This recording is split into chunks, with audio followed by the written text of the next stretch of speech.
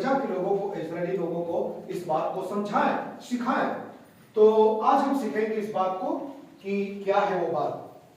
तो मेरे साथ आप वचन पढ़ सकते हैं, परमेश्वर की उपस्थिति का वचन, ऐसा हेडलाइन पे लिखा हुआ है। सो हम 12 कलम से पढ़ेंगे। पढ़िए निर्गमन 33:12, निर्गमन 33:12।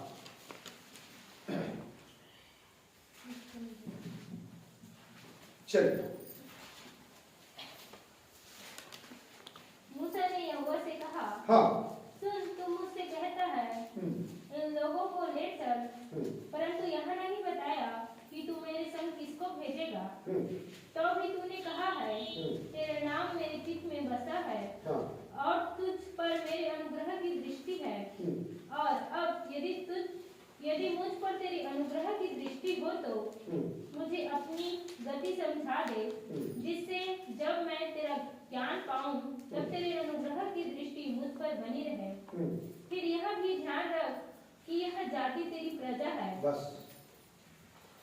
हालेलुया। तो समझने वाली जो बात है वो एक पहला व्यक्ति है जिसका नाम है मूसा। क्या नाम है इसका? मूसा। बाइबल में एक प्रसिद्ध व्यक्ति है, बाइबल में एक फेमस व्यक्ति है। फेमस मैं क्यों बोल रहा हूं आपको समझाने के लिए, क्योंकि मूसा ही एक ऐसा व्यक्ति है जो बाइबल सिखाती है कि पृथ्वी भर में सबसे नम्र और दीन वाला कोई व्यक्ति है तो वो कौन है? मूसा।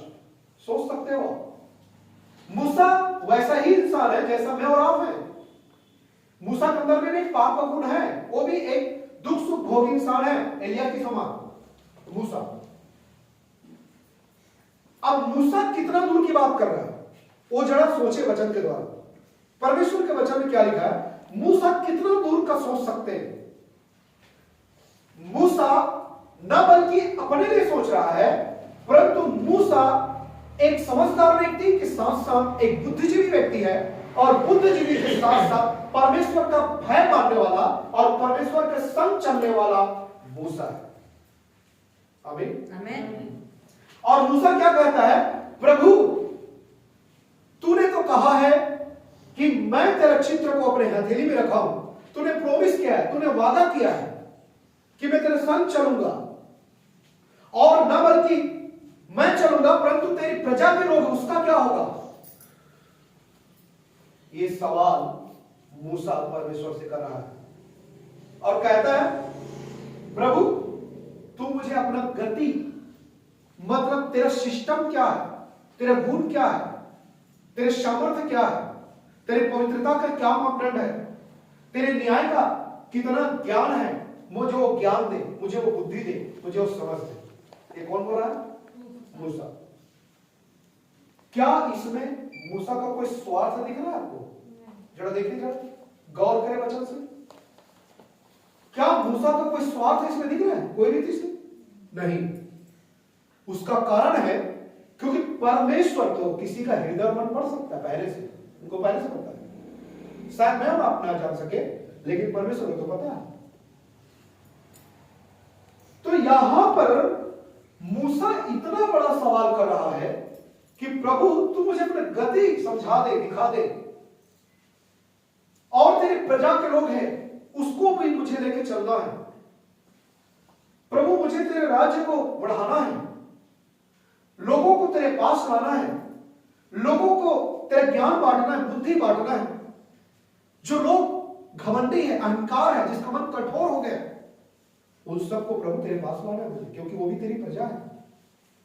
ऐसा सोचने वाला व्यक्ति, ऐसा समझदार व्यक्ति, इस प्रकार का भावना रखने वाला व्यक्ति मूसा है। जबकि इसी मूसा को इस्राएली प्रजा लोग कई बार क्रोध दिलाया, कई बार इन पर ऐसा आरोप लगाए मूसा पर कि तू झूठा है, तू अहंकारी है, तुम्हें किसने पास्टर बनाया, किसने अगुआ बनाया, तुम इतना बड़ा बड़ा बात क्यों बोलते हो, तुम्हारा बोलने के लिए अच्छा नहीं। ऐसे कई लोग बोले, और उसमें से एक है दतान, अभिराम, कोरा। क्या हुआ अंजाम देखें। स्वयं परमेश्वर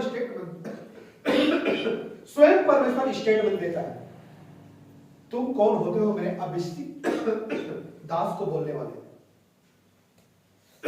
यहां के इसकी खुद का बहन मरियम, इसका क्या नाम था बहन का? मरियम। वो मरियम ने जब परमेश्वर के विरुद्ध में बात किया तो मरियम पूरा सर से लेकर पैर तक क्या हो गया? कोढ़ी। क्या हो गया? कोढ़ हो गया उनको। याद रखना, परमेश्वर किसी का पक्षपात नहीं करता हो, वो पवित्र और न्यायशील परमेश्वर। आमीन। वो सच बोलता है। इसलिए नए नियम में यीशु मसीह ने कई बार ऐसा आता है, मैं सच सच कहता हूं, मतलब झूठ का स्वभाव या झूठ का सहारा या झूठ नाम का कोई चीज प्रभु में नहीं पाया जाता है। उसका भय मानते हैं मैं और आप, उसकी आराधना कर रहे हैं मैं और आप। मूसा कोरावंशी दातान का क्या हाल हुआ? परमेश्वर जब क्रोध में आया ना, पूरी धरती फाड़ दिया ना, बल्कि मनुष्य उनके अंदर में गया। बाइबल सिखाती है कि उनके घर बार जानवर सोना चांदी सब कुछ जो कुछ था पूरा धरती क्या हो गया? निगल गया। आप बताओ, ऐसा ही होगा एंटी क्राइस्ट के जमाना में, झूठा मसीह के समय में। इसलिए अभी कहता है परमेश्वर, तुम्हें सिद्ध व्यक्ति बनना तो तुम दूसरों को ना देखो, अपने आप को वचन से देखो, तुम सिद्ध बनो, क्योंकि मैं क्या हूं? सिद्ध। मैं सिद्ध परमेश्वर, एक सिद्ध व्यक्ति हूं। यीशु मसीह कहता है हमको सिद्ध बनना है। यदि सिद्ध बनना है तो बाइबिल को गले लगाना है, बाइबिल के वचन को गले का हार बना के पहनना है, जैसा नीति वचन 3 में लिखा हुआ है। आमीन। अब मैं आपका इनका गति समझा परमेश्वर को उपस्थिति में चलना है। आगे पढ़ते हैं, कहां पर आए थे हम जी? 14। यहोवा ने कहा मैं आप तेरे साथ चलूंगा। अब यहां पर सोचने वाली क्या बात है पता है? चाहता तो परमेश्वर कह सकता, देखिए जी मैं ब्रह्मांड का मालिक हूं। ब्रह्मांड का मतलब ये मत समझना कि मैं ब्रह्मा विष्णु महेश को कह रहा हूं। ब्रह्मांड का मतलब होता है सारी यूनिवर्सिटी, सारे सिस्टम, सारे आकाश और पृथ्वी, सारी सृष्टि के बनाने वाले मालिक को क्या बोलते हैं? ब्रह्मांड का मतलब। ब्रह्मांड का मतलब ब्रह्मा विष्णु महेश को मत जोड़ देना, अपने शब्द की भाषा समझ लो। सारे सृष्टि के मालिक को बोलते हैं। हालेलुया, हालेलुया, बोले यीशु मसीह की। तो अब यहां पर कहता है, यहोवा कहता है मैं तेरे साथ। क्या परमेश्वर हर कोई से कहता है आज मैं तेरे साथ चलूंगा? बोलता है? नहीं कहता। मसीही लोग के अंदर में भी आज हम देखते हैं, मसीहत के अंदर में भी यीशु मसीह हर कोई मसीह के साथ नहीं चलता। क्योंकि इसलिए नहीं चलता यीशु मसीह मसीह लोगों के साथ, क्योंकि मसीही के अंदर में भी बहुत कुछ ऐसे आज चल रहा है, राजनीतिक, गंदा पॉलिटिक्स, गलत सोच, ढर्रा, एक पैटर्न बना लिया मसीही लोग कि हम जो कुछ करेंगे यीशु सब माफ कर देगा। हम जैसे भी माने, अपने मर्जी से चले, अपने मनमानी से चले, सब कुछ प्रभु करेगा। क्या ऐसा लिखा है बाइबल में कोई जगह? मेरे प्रियो, मैं आपको बताना चाहता हूं, याद रखिए, स्वयं एक पतरस जो प्रभु का करीब का चेला है, पतरस 12 शिष्यों में से एक शिष्य है पतरस। जब यीशु मसीह अपने चेलों के साथ एक गांव में जा रहा था तो पतरस को गुस्सा आया परिस्थिति को देखकर कि इतना भला परमेश्वर, महान गुरु यीशु मसीह अनेकों को चंगाई दी, स्वर्ग का राज्य उनको सिखा रहा है, बात सिखा रहा है, लोगों को आंख देते हैं, रोटी खिला रहा है, लंगड़े को पैर दे रहा है, उसके अंदर में कोई पाप नहीं, फिर भी ये गांव वाले, नगर वाले लोग यीशु मसीह को क्या कर रहे हैं? धिक्कार रहा है कि हमारे गांव से तू चले जा। पतरस को आ गया गुस्सा। पतरस ने क्या बोला पता है? हे प्रभु, हमें तो क्या कर, आज्ञा दे कि हम स्वर्ग के परमेश्वर से विनती करेंगे कि स्वर्ग से क्या गिरे, आग गिरे, और आग गिरकर नगर को क्या कर दे। क्या बोला था यीशु मसीह ने? बताओ, चेले को क्या बोला? चुमा लिया उसका, उस चेले का तरफदारी किया, उस चेले की बात को सुनकर हंसा, चल चलो कोई बात नहीं, चलेगा, ऐसा बोला यीशु मसीह? यदि ऐसा बोलता तो यीशु प्रभु ने गुस्सा। याद रखिए उस शब्द, उसने क्या बोला था यीशु मसीह ने? यदि मैं कोई चर्च के कोई व्यक्ति को इस प्रकार का जघन्य अपराध करो, मैं कोई बोल दूंगा ना, डांट दूंगा, वो कल चर्च आना बंद कर देगा। इससे पता चलता है कि उसकी मसीहत कितना मजबूत है या नहीं। लेकिन यीशु मसीह ने बोला था पतरस को, क्या बोला? हे शैतान, तो मेरे सामने से हट जा। किसको बोला था पता है? पतरस को। क्योंकि तू मनुष्य की बातों पर मन लगाता है,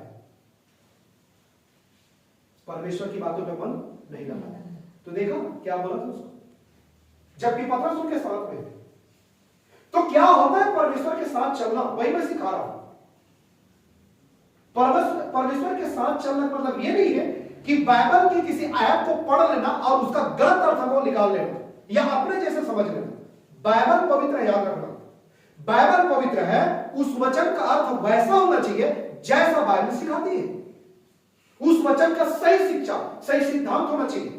उसको तोड़ मोड़कर उस वचन का गलत सिद्धांत मत निकालिए अपने स्वार्थ के लिए या अपने फायदे के लिए, चाहे वो कोई भी हो। उसको बाइबल कहते हैं झूठा शिक्षा। हालेलुया। मैं बात करता हूं मूसा का। मूसा जो है यहां पर कहा, परमेश्वर ने मना नहीं किया या परमेश्वर ने बात को नहीं काटा कि तू एक साधारण इंसान, एक पापी व्यक्ति है, लेकिन इतना महान परमेश्वर, मैं तेरे साथ थोड़ी चलूंगा जी, नहीं चल सकता, ऐसा नहीं बोला परमेश्वर ने। परंतु प्यार से परमेश्वर ने मूसा से कहा, मैं चलूंगा तेरे साथ, पर एक शर्त है। क्या है शर्त? 14। यहोवा ने कहा, मैं आप तेरे साथ चलूंगा। कितनी सुहावना वचन, कितना मीठा वचन, कितना अद्भुत वचन। वचन को सुनने से हमारे रोंगटे खड़े हो जाते हैं। पता नहीं आपका क्या है, मैं नहीं जानता। मेरा जो व्यक्तिगत का जो मेरा पर्सनल जो एक्सपीरियंस है, मैं आपको बताना चाहता हूं। जब मैं ऐसे वचन को पढ़ता हूं तो मेरा हृदय भर जाता है, मेरा मन भर जाता है। यहां पर कहता है सृष्टिकर्ता प्रभु, सबका मालिक प्रभू कहता है, हाँ मूसा, मैं तेरे साथ। आमीन। जब ऐसा मुझे और आपको कहे यीशु मसीह, बेटा कोई बात नहीं, परिस्थिति जो भी हो, तकलीफ जो भी हो, आपके जीवन में कैसा भी हो, कोई आरोप लगाता हो, कोई सताव करता हो, आपके खाने का भाव, पीने का भाव, हो सकता है आपके पास अच्छा घर ना हो, कपड़ा ना हो, आपके बच्चों को शिक्षा देने के लिए पैसा ना हो, स्कूल अच्छा ना हो, एजुकेशन अच्छा ना हो, कोई बात नहीं, लेकिन मैं तेरे साथ चलूंगा। आमीन। मैं तेरे साथ चलूंगा। और जब प्रभु हमारे साथ चले तो बताइए मुझे और आप लोग, किस बात की आपको घटी हो सकता है? क्या परमेश्वर नहीं जानता हमें उस चीज की जरूरत है? क्या प्रभु नहीं जानता हम तकलीफ में? क्या प्रभु नहीं जानता हम पीड़ा में? सब जानता है, लेकिन कुछ न कुछ मेरा और आपकी जिंदगी से कुछ सिखाना चाहता है, कुछ बताना चाहता है। मेरा और आपके फायदा में, जैसे रोमी की किताब में मिला, सब मिलाए के भलाई को भी प्रभु क्या करता है? उस व्यक्ति के लिए जो उसकी बताए हुए मार्ग पर चल रहा है। बोले यीशु मसीह की हालेलुया। तो यही बात मूसा को कह रहा है। यहोवा परमेश्वर कहता है, मूसा तू चिंता मत कर, तू मत घबरा, तू मत डर, मैं तेरे साथ चलूंगा। आगे कहता है, और तुझे विश्राम दूंगा, ना बल्कि तेरे साथ चलूंगा, लेकिन मैं तुझे विश्राम दूंगा। तो यहां पर विश्राम का मतलब होता है शरीर का आराम करना नहीं है। समझ में आया? जब बाइबल विश्राम की बात कर रहा है यहां पर, तो शरीर को आराम करना। जैसे कुछ लोग काम करते करते क्या हो जाते हैं, थक जाते हैं, तो कभी पेड़ के छांव में बैठ जाते हैं, घर में रहते हैं तो कभी पंखा चालू करते हैं, कूलर चालू करते हैं, बेड में आते हैं, कोई आराम करते हैं। ऐसे आराम की बात नहीं कर रहा है। ये जो विश्राम है वो आत्मिक विश्राम है। आमीन। आत्मिक विश्राम का मतलब होता है, मूसा, परमेश्वर को पता है जब मूसा काम करता है, मूसा जाता है, मूसा मेरे आज्ञा को लेकर जाता है, तब कई प्रकार के लोगों से सामना करता है, कई लोग उसका विरोध में खड़ा होता है, और बहुत ऐसे काम होता है जो मूसा करते करते थक जाता है, शारीरिक, मानसिक, आत्मिक रीति से। तब वो प्रभु कहता है, बेटा मत घबरा, मैं तेरे साथ तो चलूंगा, लेकिन चलने के साथ साथ मैं तुम्हें आत्मिक विश्राम भी दूंगा। ये बात यीशु मसीह ने मत्ती 11:28-29 में लिखा हुआ है। एक बात, आमीन। तो वहां पर शारीरिक विश्राम की बात नहीं किया। हे बोझ से दगे हुए लोगों, मेरे पास आओ, मैं तुम्हें जीवन का क्या दूंगा? वो आनंद, वो खुशी जो तुम ढूंढ रहे हो, वो भागे भागे दौड़ रहे हो, लेकिन पहुंचते कुछ नहीं हो आप, और अंत में आपका बर्बाद होता है, घाटा हो जाता है, आपका नुकसान हो जाता है। बेटा मेरे पास आओ, क्योंकि मैंने तुम्हें बनाया, मैंने तुम्हें जिंदगी में क्या सही क्या गलत है मुझसे बेहतर कोई नहीं जानता। ये यीशु कह रहा है, मैं तुम्हें जीवन का विश्राम दूंगा। यही बात मूसा से कहता, मैं तुम्हें विश्राम दूंगा। और आगे क्या कहते हैं 14 में, उसने उससे कहा, यदि तू आप ना चले तो हमें यहां से आगे ना ले चल। अब एक सच्चा पैस्टर कौन होता है मैं आपको बताता हूं। यीशु ने कहा मैं एक अच्छा क्या हूं, चरवाहा। अच्छा चरवाहा न बल्कि यीशु मसीह अपने मुंह से कहा कर फॉर्मेलिटी निभाया, परंतु जो कहा उसने वादा को पूरा किया। आमीन। जब यीशु मसीह दुनिया के मानव के जाति के पाप को जब क्रॉस में ले गए, तब यहूदी हंस रहे हैं, मजाक उड़ा रहे थे। शैतान बड़ा खुश हुआ होगा, वाह मैं ऐसा काम किया, शैतान ऐसे सोचा होगा मैं ऐसे काम किया हूं आज, मैं तो नरक जाऊंगा ही जाऊंगा, लेकिन परमेश्वर के बनाए हुए आदमी को भी मैं अपने साथ कहां ले जाऊंगा। ऐसा शैतान है सोचकर बड़ा आनंद, बड़ा जश्न मना रहा है। और यीशु मसीह कहां है? क्रॉस पर टंगा है। लेकिन पता वो प्रार्थना याद करो जब यीशु ने क्या बोला था, हे पिता, ये जो कटोरा है ये अधिक टल भी जाए तो भी मेरी नहीं परंतु तेरी चाहता है। यीशु मसीह तो स्वयं परमेश्वर है, स्वयं परमेश्वर। लेकिन आपको क्या पता, आपको पता होना चाहिए कि यीशु मसीह 100% मनुष्य था। उसके अंदर में सोच है, विचार है, भावनाएं, पीड़ा है, दर्द है, भूख कैसा लगता है उनको पता है, थकता है तो कैसे, सबका अनुभव यीशु मसीह वहां झेल रहा था, जैसा आज में और आज झेलते हैं। जब हम काम करते करते थक जाते हैं, पीड़ा दर्द का अनुभव हम झेलते हैं, उसको पीड़ा दर्द को सहते हैं, वैसे यीशु मसीह हर चीज को सह रहा था। तो भी क्या होता पता है, देखो निर्भरता क्या होता है, परमेश्वर को वसीयत चलना क्या होता है, वही बता रहा हूं। यीशु मसीह कहता है ये कटोरा टल भी जाए तो प्रभु मेरी नहीं परंतु। निर्भरता कहां है? जबकि स्वयं परमेश्वर खुद है ना, लेकिन निर्भरता कहां है? तो क्या चीज सिखाता है यह कि मैं और आप आज अपने बल, अपने पैसा, अपने बुद्धि, अपने ज्ञान पर घमंड करने के बजाय हमारी निर्भरता कहां होनी चाहिए? हमारा भरोसा किस पर होना चाहिए? ये होना चाहिए। आमीन। हम परमेश्वर पर निर्भरता हो, परमेश्वर पर घमंड करें, परमेश्वर पर भरोसा करें। हालेलुया। और यही बात सिखा रहा है संसार भर के मानव जाति के।